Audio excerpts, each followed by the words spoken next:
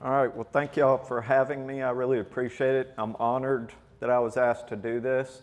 So she already touched on a good bit of what my first slide was, but Louisiana Tech, LSU background, married my college sweetheart. We have one son, Michael, he's 15. I spend the majority of my time being a taxi to him right now. So I chase him around, take him to baseball practice, pick him up when he texts me. Don't have a lot of time to do other things, and that's kind of one of the steps that took me to figure out how to get into native plant gardening to try and take away from the mowing that I have to do, and we'll speak a little bit more about that. Also, I'm kind of a self-taught gardener, and I hybridize daylilies, and one of the ways that I became a gardener was my wife's grandmother was from Bossier Parish, and she lived to be into her middle 90s. Well, every time we visited her, she and I would walk her yard, and she would point at things, and she would talk to me about them. And one day we were out there, and she had a yellow daylily with a red center, and I had never seen anything like it. And I asked her, I said, "Where'd you get that?" And she said, "I made it." And I said, "What do you mean you made it?" And she showed me in her yard how you hybridize daylilies. Well, that night I went home, got on the internet, and it was over from there, and I've kind of never looked back. So this is Michael and Susie this past spring. Michael plays baseball for Benton High School. He actually is playing right now in Texarkana, Texas. They had 2 games. He pitched the first game, did really good. He's playing the outfield this game. But again, that's where most of my energy goes. Every day I get a text saying, "I'm ready." And so I have to drive to wherever he is to go get him. We're a year away from him driving, and I cannot wait. So here's some pictures of some of the daylilies that I've actually hybridized.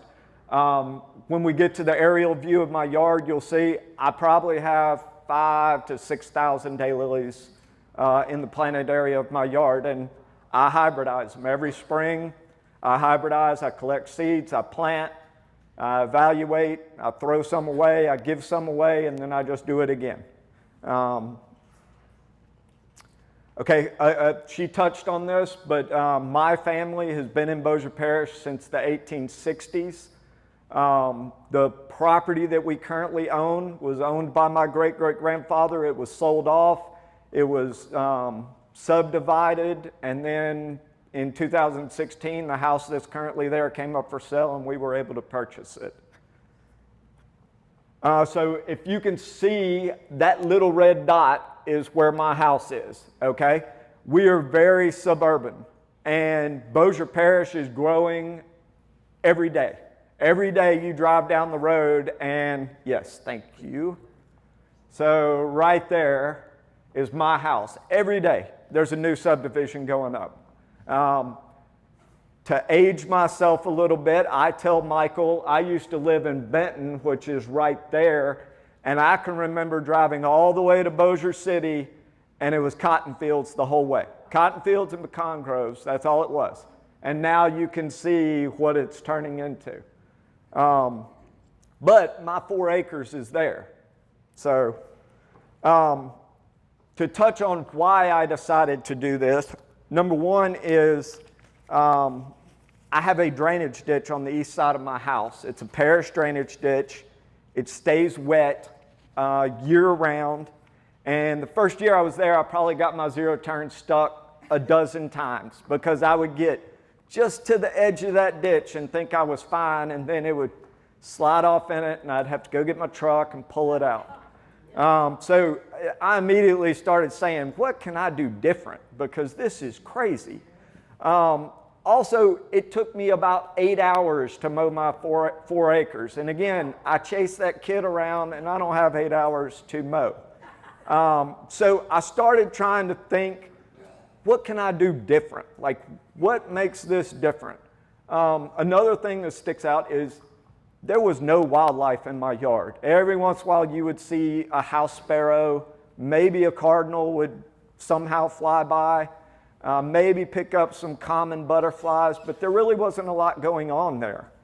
And this is why. So this was the house in 2016 when we purchased it. The line right here on the east and west, those are Leland cypress. The two islands right here are Bradford pears with Laura petalums planted underneath. The two in the front right here are live oaks. But then you have total grass, okay?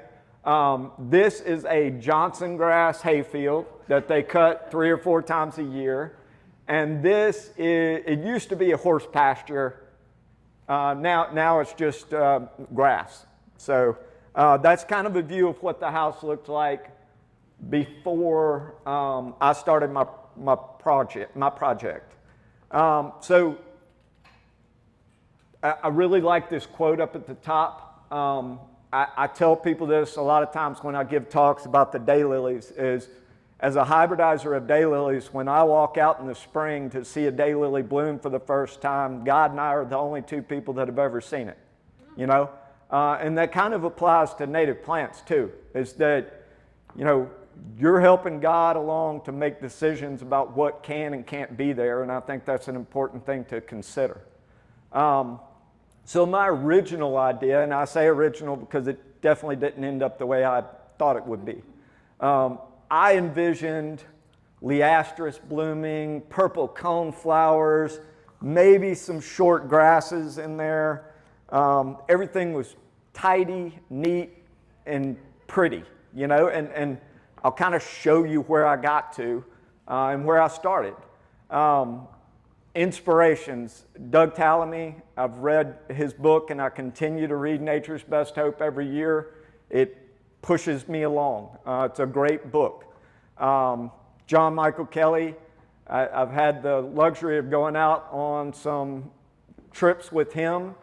I see things in Bossier or Caddo or Webster Parish and I call him and I say, hey, John Michael, have you ever checked this place out? He does it vice versa for me. Every once in a while I'll grab some seeds when I go to one of the places he tells me about, and I'll bring them home and grow them and put them in the yard. And then obviously the Xerxes Society, all the native plant societies, Facebook posts, that's where I learned all the things that I've learned. So in 2019, I finally got tired of mowing and getting my lawnmower stuck, and I said, we got to do something different. So what I did was I took my backyard, I took an aerial photo, I went out and I marked it and I sprayed it with herbicide, sprayed it once. Looking back, probably should have sprayed it more than once because there was a lot of weeds that came up and gave me fits. That fall, I planted. Tilled the ground very lightly. Again, maybe should have done a little bit more than that. But scattered seeds out, planted seeds where I wanted them. And I mean, I'm fixing to show you, I mapped it, okay? So that was my vision, okay? Ford said, I'm gonna put prairie phlox right here, and that's where prairie phlox is gonna grow. And I did that over my whole backyard. Like every plot I had numbered, and I said, this is what's gonna grow here. It didn't work, okay? It didn't even come close to working. So how did I prioritize? Again, in my mind, I saw blooming flowers that you see all the time. So I kind of went that direction. I've gotten my seeds from many different sources, regionally, commercial sources, but then also there's certain species that I do not bring in unless it's native to my ecoregion. John Michael gave me some tall Coreopsis seeds. I grew them from seed in pots, and now I constantly have a resource for those seeds, and I'm constantly replanting them. Beautyberry is another one that I found the beautyberry I like. It has a very, very dark purple, and I grow from seed from that beautyberry and plant them back in my yard. Big blue stem, there's a couple areas I know of that have big blue stems, so the big blue stem in my yard is an ecoregion or ecotype for us. All right, so here's some of the things I learned. I've already touched on this. The first one was weeds and germination. I mean, first year, ragweed, goldenrod, didn't see a lot, and I'm thinking, oh my gosh, I just spent hundreds of dollars on seed. Susie's gonna kill me because this is not fixing to be what I told her it was gonna be, okay? The other thing is, again, we have a Johnson grass pasture, 4 acres, and another pasture. We got rabbits coming out of our ears, okay? I mean, any day you pull into the yard, you see 10 to 15 rabbits scattered. Well, rabbits eat plants, and rabbits really like to eat native plants. So there were a lot of things that I was like, oh, look at that. And you come out the next day and it's gone because some rabbit ate it. You kind of got to learn to deal with that. And I'll touch a little bit more on that because as I've grown in this, I get on these Facebook posts and people are like, my milkweed has aphids. How do I get rid of them? Well, you know what? You got milkweed, you're going to get the aphids. Eventually the aphids go away. If you try to get rid of the aphids, you're probably going to kill the thing that you're trying to attract in the first place. So, you know, I always kind of just grit my teeth and I'm like, they'll figure it out. But it is something to consider that, like, if you plant a prairie, guess what? You're going to have snakes. You're going to have mice. You're going to have things that you might not go, oh, I want that. But they all revolve around each other and they all interact. So you need to consider that. Like I said, my map showed where the species were supposed to be. They didn't agree with me. And what I've seen is they've popped up all over the yard. They've popped up in the front yard where I didn't even plant things. But it shows if you give it time, things will mature and they'll get to where they need to be. Another thing that you always hear about is neighbors. You know, and again, I live in a suburban area. My yard is 4 acres. My neighbor that bought to the east of me, he's been there for 2 years. It was a horse pasture. And now he has guys on 0 turns 3 times a month mowing the horse pasture. Okay? He hates my yard. Okay? And to the point of there's been times where he's mowed on my side of the fence. He throws ant bait over my fence all the time. So it's one of the things that, like, I had to kind of try to adapt to him so he would calm down. So one of the things I did was one of my paths runs down our fence, you know, and I mow my paths weekly. So it kind of keeps him off the property, you know. The other pressure I received is Susie she likes it nice and neat, and we all know native plants don't necessarily fit into that. So one year she was out of town, front beds were looking bad. I was like, I got a ton of little blue stem and some side oats and some other things. I'm gonna put them in there. And it lasted a year and she was like, nope, not doing it. Okay, so I had to compromise. I had to say, all right, I agree. You're letting me have the back. You're letting me have these areas. So we put in some dwarf yaupon, you know, and I mean, it's native. It's a compromise. We got rid of the hawthorns, all that kind of stuff. So it worked out. So again, just a view of the yard in 2016. And this is 2017, or 2022, sorry. As you can see, the lealands on the west side have died and been cut down. The lealands on the east side are slowly fading out. There's a complex of viruses and bacteria that we just stay too hot for the lealands in this area, and it's slowly killing them. I used to spray, but you had to spray them every 3 weeks, and again, I don't have time for that, so I quit. And they just slowly die on me, and when they do, I cut them down. That is the daylily area, and then all of that back there is the prairie area. This is an orchard with apples, plums, and that type of stuff.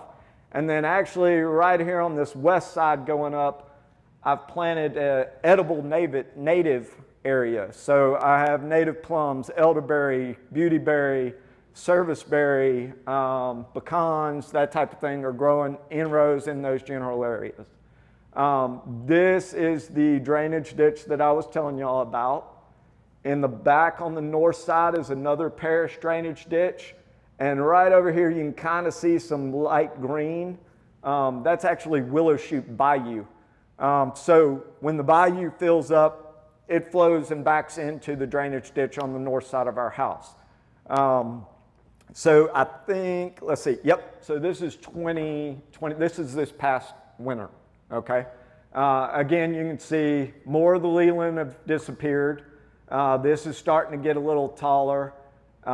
This was actually taken right after I burned, so you can see, that's why it's kind of brown and black and all that good stuff.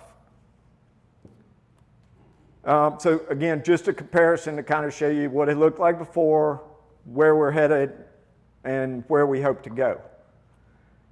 So I mentioned it, I do burn. I'm outside of the city limits. I'm able to burn.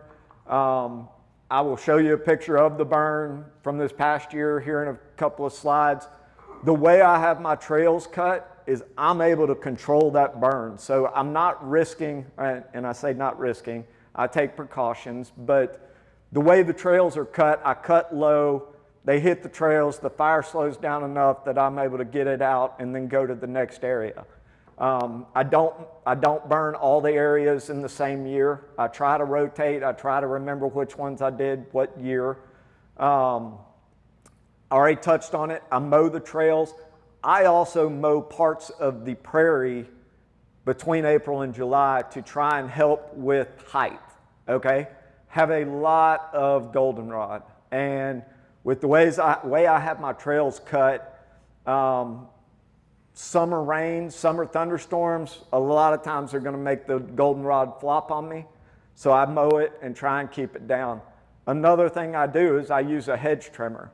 And I start lower, close to the trail, and I kind of cut as an angle as I go up on, further back into the bed viewpoint. Try and keep things from flopping over on me, okay? Each year, I'm constantly adding new plants. I'm constantly adding seeds. Every year, I add coreopsis. I add partridge pea, blanket flowers. A lot of the annuals I reseed every year because I have started getting to the point where they're fading out on me just from the competition of the perennials that are there. So every year I do augment my prairie with annuals. So again, this is a picture of the burn that I'd done, I think, early February. We're now under a burn ban, so I'm glad I got it done.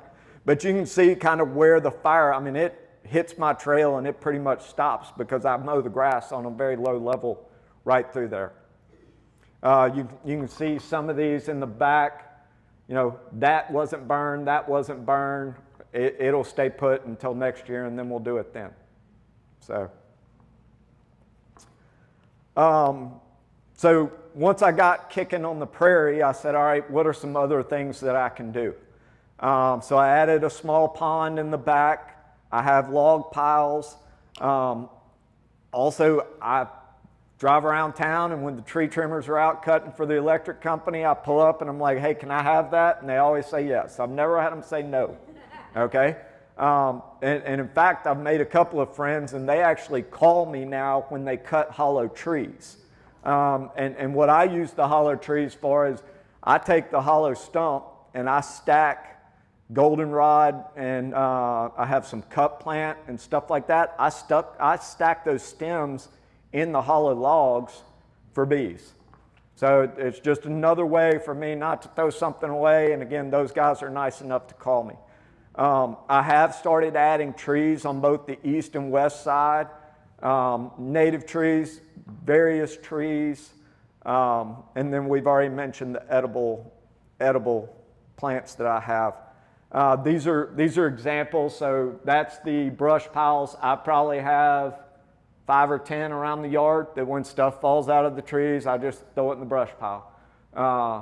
Every once in a while, I'll just get creative and start stacking logs and see what happens, My pond, it was meant to be a frog pond, but Michael's thrown God only knows how many fish in that pond, so it's probably not the best place for frogs, but I do see tree frogs every year in it. There's my hollow logs, like I was saying, and this is an example of the stems that I stack in the hollow logs. So we did all the, here's what I did, but this is actually my favorite part, okay? So if you remember me talking about it, when I first started doing this, I maybe saw a sparrow fly across my yard, you know? Maybe saw a yellow butterfly that flew across, but he was lost. He didn't want to be in my yard. He was headed somewhere else. Well, now, and actually, I think I went over 800 last week. 800 species now call my yard home, okay? And like even better than that, Susie, who could care less, actually appreciates somewhat of that, you know? So, I mean, that alone says I'm winning. You know, if she's like, holy cow, look at that butterfly, I'm like, yep, that's what I'm talking about. So just to touch, current numbers I think are somewhere around 306 on the native plants. Some of them are non-native.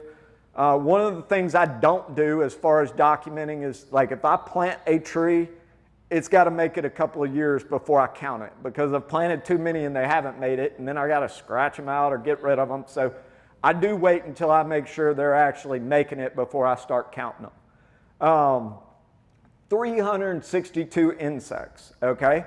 And what I would say about the insects is everything I document with iNaturalist, and I use my phone, okay? There's plenty of insects that I've seen that I either couldn't get close enough to them, they're too small, whatever the reason is, I can't get a good enough picture to count them. So that number is definitely higher, without a doubt. The other thing I'll add is like moths. The moths I've counted, I've seen during the day. I have yet to go out at night like Dr. Allen does with his sheets and everything. I mean, it's in my mind, but I haven't done it. So, you know, you look here at 117 butterflies and moth species, that's what I've seen during the day. So again, this number is probably a whole lot bigger. Another thing I really appreciate is there's 42 native bee species that call my yard home, okay? One of the things on the bee, yeah, thank you. One of the things on the bee species from iNaturalist is a lot of times the smaller bees, they can't identify two species. So, you know, 42, that's to a genus level on a lot of them. So it's probably higher because, you know, I take a picture of a little sweat bee and I'm like, that one looks different than the one I just saw. But you can't identify them close enough with pictures like that to get to species. Another thing I do with iNaturalist, and I'll show y'all this here in a little bit, is one, I created a project just for my yard. So every time I take a picture in my yard, I drop down to the project and I select the Lafitte prairie and I turn the toggle on, and it keeps all of those species just for that project. So, you know, I can go out here, take a picture. As long as I don't toggle to Lafitte prairie, it doesn't count on my number. It just counts for this. So I created a project. And also I created a journal to kind of track what's going on. What am I seeing? What am I seeing? What's the weather been like? What am I not seeing? All of those things, I kind of just do a quick monthly journal saying, hey, here's what I've seen and not seen, and here's what I need to do. Here's what's growing good. Here's what's not growing good. So some of my pictures, zebra swallowtail. 2 years ago, the parish mowed their right-of-way that they've never mowed since I've been there, and they cut all my pawpaws down. So last year, I did not see a zebra swallowtail, but the pawpaws are coming back. So, and I know for a fact there's another grove of pawpaws on the back side of the drainage ditch, so hopefully they come back. Another species I didn't see this year is the purple hair streak, but I've seen it 4 years in a row until this past year. And the other thing, John Michael and I kind of had a back and forth about this the other day, is I probably didn't spend as much time in the yard this past year because I was chasing Michael. So things could have been there and I just missed them, okay? But I don't have documentation for that. Another interesting one is the queen butterfly. Okay, so in Bossier Parish, you don't see a lot of queen butterflies. If you pull up iNaturalist, they just don't make it that far north normally.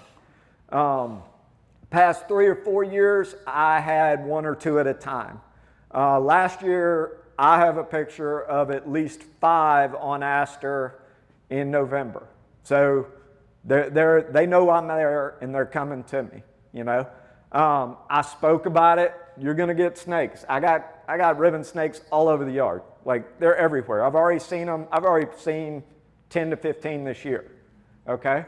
I have a bobcat in the middle of suburban Bossier Parish, and my bobcat, you know, that says 24. I have a picture of him just last week, so he's still around. Okay. And to me, I find that really interesting, that this bobcat has figured out a way to survive, and you know what? I'm probably helping him make it in my area, okay? Dragonflies, there's hundreds of them. Again, we got water all around us, so we have a lot of different species of dragonflies and a lot of dragonflies at one time. And then I told you Michael added fish. He's always pulling them out of the bayou, and when he catches them, they go into my pond. So here's kind of a breakdown from iNaturalist of different types, and it's not for y'all to see the species. It's just kind of to show you the breakdown of different things, you know. So we've got just bees here. So here's the 42, you know, bees. American bumblebee is the most common bee that I photograph in my yard. If you look, American bumblebee is considered threatened. Okay, it's not been listed, but they do consider it a species of concern. In my yard, I have cut plant, and there's hundreds of them, hundreds of American bumblebee on those plants. Again, butterflies, we're sitting at, I think that is 51. So 51 different species of butterfly. When, again, I used to have a yellow butterfly fly across the yard and we were excited. And now they're everywhere. Mammals, you know, talked about the bobcat. We got different squirrels, possums, of course, raccoons. We also have a lot of coyotes. With 15 to 20 rabbits in your yard every day, coyotes coming looking for something. You know, I talked about it. I've got pictures of mice, rats. It happens, okay? If you're growing a lot of tall plants, they're going to come in. I actually have 3 or 4 documentations of little flying squirrels back in the back. They've come up on my bird feeders late at night, and I have a trail camera sitting there, so I've been able to document that they're there. Touch base on the dragonflies. We're sitting at 17 different species of dragonfly or damselfly that I've documented in the yard.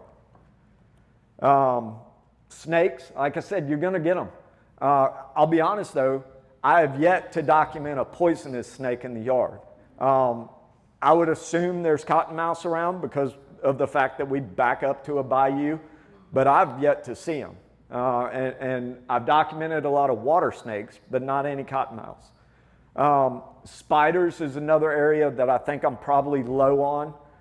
One, they just, you know, the jumping spiders, they don't sit still long enough for me to take a picture of them. But I feel like that number is probably on the low side. I feel like there's probably a lot more there. And then again, the plants, they don't get documented until I actually see them being able to survive in my yard. This is an example of my journal, you know, and so up here at the top, I went from 735 to 737. I kind of said, hey, here's what got me up to this species. Said that May was extremely wet last year, 8+ inches of rain. Temperatures were on the cool side. Also noted that I had not seen any American bumblebees yet, but based on history, I normally had by that point. So it was kind of just something in my mind like going, I probably should have seen them by now. They did show up, but it's always good to be able to look back at these things and go, hey, where was this at this time that year? So we're going to kind of wrap this up, but like one of the things I think anybody that does this will find out is that your yard, your prairie, becomes a place you want to go to. It becomes a place that every day you find something new, okay? I mean, like, there's been days I've walked out and I've seen a ribbon snake eating a tree frog, and I'm like, I never thought I'd see that, but there it is. Every day it happens. I walk my trail every day. It's kind of my zen place, you know? If Susie and I get into it, I'm like, I'm going to the back. That's what I tell her. I'm going to the back. And I just walk. I do my laps until I calm down, and then I come back inside.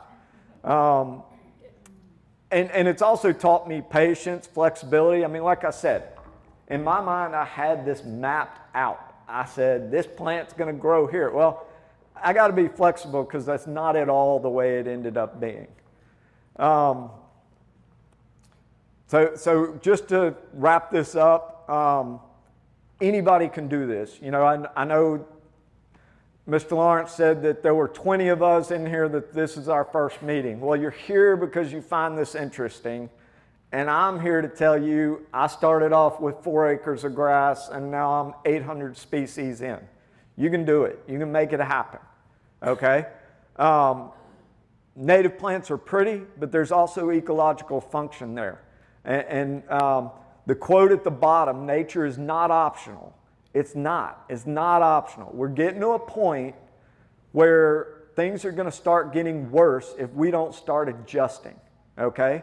And we as a group and as people need to be out front saying, hey, you could do this a little differently. And I don't want people to go in and go, oh, you got to tear out all your roses, because I'm not a native plant purist. I have 6,000 daylilies in my yard, okay? But if you just take the little steps, slowly but surely you start seeing differences, and slowly but surely you are willing to rip out the rose bush for something else because you're like, oh, that's better. That's going to have more bees on it. That's going to feed this butterfly. So again, I think that quote from Dr. Talamy, nature is not optional. We need to take it personally. You really do, okay? So I'm wrapping up.